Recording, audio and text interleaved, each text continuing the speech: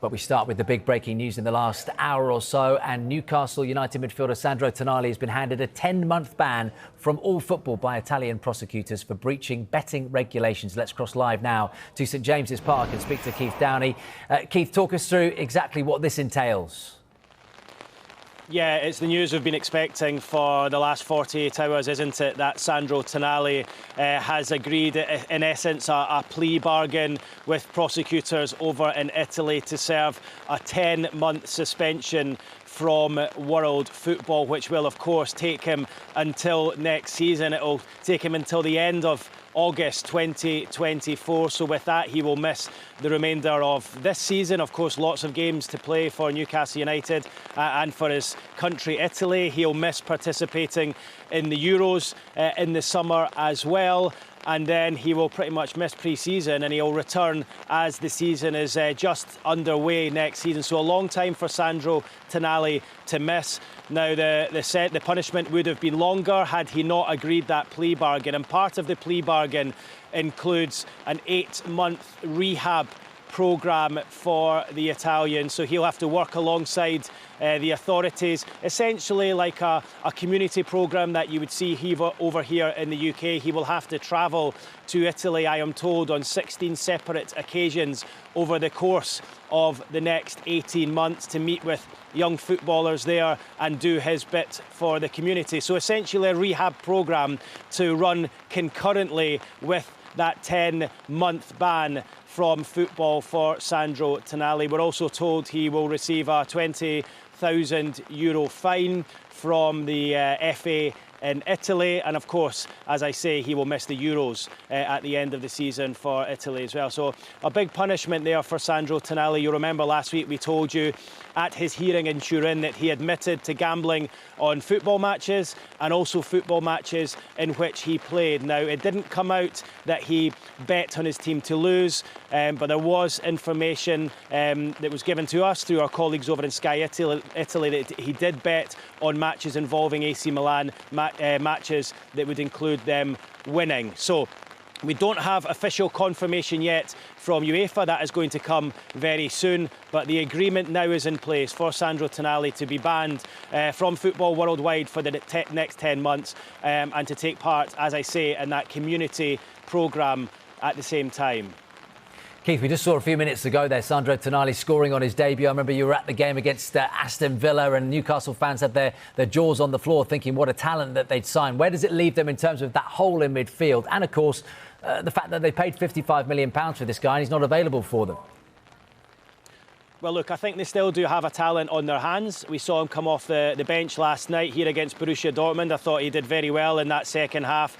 And yeah, you mentioned that match against Aston Villa. He was superb in his debut, scored within, I think, the first 5 or 6 minutes of the game and gave a man of the match performance afterwards. But Newcastle, of course, are going to have to do without him from now until the end of the season. It does leave a big hole in their squad. They don't have their injury problems to seek right now. Eddie Howe last night telling us that Alexander Isak is going to be out injured for a short amount of time. So too the midfielder Elliot Anderson and Jacob Murphy, who came off with a shoulder injury last night. So difficult situation for Newcastle in terms of injuries. I think for Tonali, it's going to give him a time to try and get his career and his life back on track. I would imagine it's been a very difficult time for him. His manager Eddie Howe last week said at his news conference that it was an emotional couple of weeks after he was pulled out of the Italian international squad amidst these investigations 2 weeks ago, and he said it's a time for everyone to throw their arms around Sandro at the club and support him. He's had that support from his manager. I believe he's had it from his teammates as well. And we saw it from the supporters on Saturday, didn't we? After that 4-0 win against Crystal Palace, the supporters took him to their hearts. The Newcastle players pushed him forward, and he took the acclaim of the supporters at the Gallowgate end who had waited around, who showed that they're behind him. Now, the information I'm getting from our colleagues in Sky Italy is that he will still be able to train with Newcastle United over the course of the next 10 months. And as they understand it, he'll be allowed to play in behind closed doors friendly matches as well. As I say, we don't have confirmation on that just now, but it sounds as though Tonali will still be able to be based here in the UK if he decides that that's what he wants to do, if the club decides that is what they see fit, as long as he travels back to Italy for those 16 community sessions over the next 18 months with young footballers and authorities over there in Italy. And Keith, that'll be so important. We've heard Ivan Toney talk about this in terms of his mental health and being able to train and to play in friendlies. That's going to be crucial, being out for such a large period of time. 23 years old. He luckily, for his side of things, does have the years to play, doesn't he, in the Premier League, or whether that's back in Serie A later on. But as you mentioned there, this applies to international football as well. That is a huge blow for Italian football fans to lose Tonali for the Euros. Yeah, just on your first point there, I think it's important to mention that because the mental health side of things is very important. And as you say, we've heard from Ivan Toney on the subject.